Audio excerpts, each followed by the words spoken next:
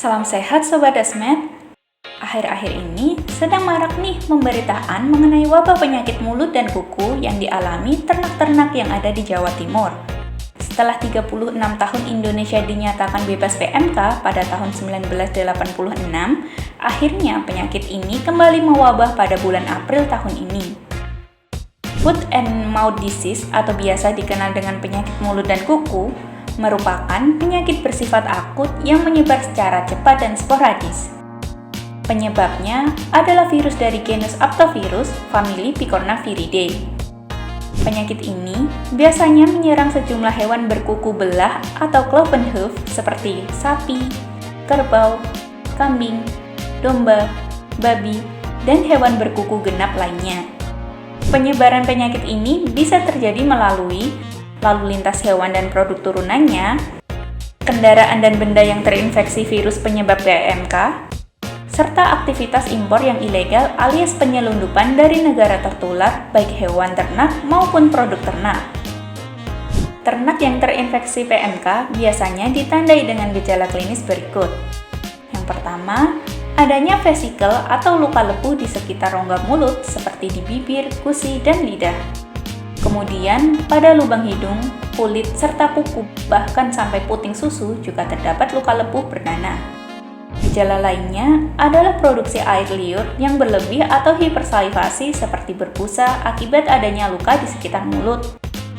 Biasanya juga menyebabkan nafsu makan turun karena rongga mulut yang sakit.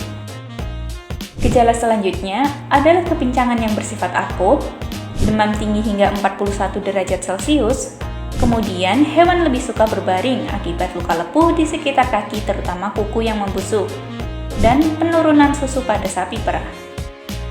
Namun, untuk memastikan apakah ternak Anda terserang PMK, tidaklah cukup dengan melihat gejalanya saja.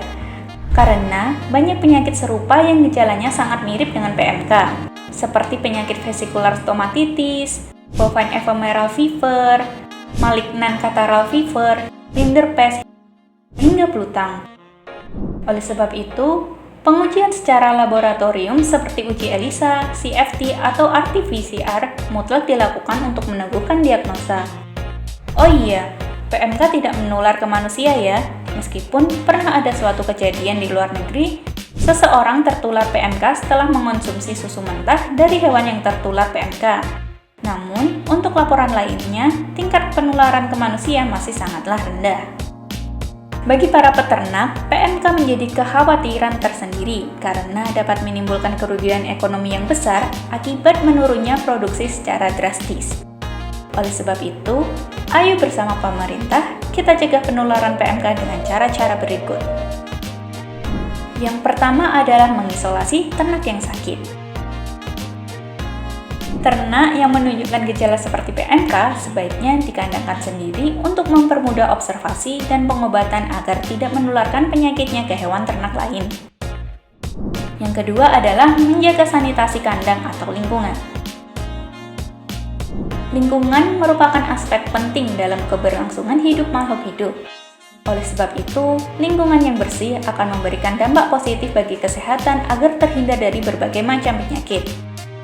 Menjaga kebersihan lingkungan bisa dilakukan dengan cara mencuci dan mendesinfeksi area dan peralatan kandang, serta rajin membersihkan kotoran-kotoran ternak, baik sisa pakan maupun feses. Yang ketiga adalah pemberian imbuhan pakan dan suplemen makanan.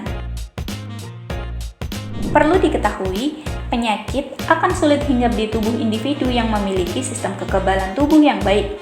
Oleh sebab itu, perlu adanya tambahan pakan dan suplemen makanan seperti vitamin, antibiotik, antiparasit, antioksidan, dan lain-lain untuk menjaga daya tahan tubuh ternak. Sebaiknya, berikan imbuhan pakan dari bahan alami untuk menghindari resistensi agen patogen. Yang keempat adalah biosecurity. Kebersihan lalu lintas ternak dan produk-produknya juga harus diperhatikan, mulai dari kandang, kendaraan pengangkut, operator, hingga hewan ternaknya sendiri. Yang kelima adalah pemusnahan. Stamping out atau pemusnahan adalah salah satu strategi pemerintah dalam pemberantasan wabah PMK. Hewan atau produk-produk hewan yang sudah terkontaminasi akan dimusnahkan dengan metode yang telah ditentukan. Mungkin bisa dengan metode penguburan atau bisa juga dengan dilakukannya eradikasi atau pembakaran. Nah, itu tadi ya sobat, upaya antisipasi yang bisa kita lakukan untuk melindungi ternak dari ancaman penyakit mulut dan kuku. Semoga bermanfaat.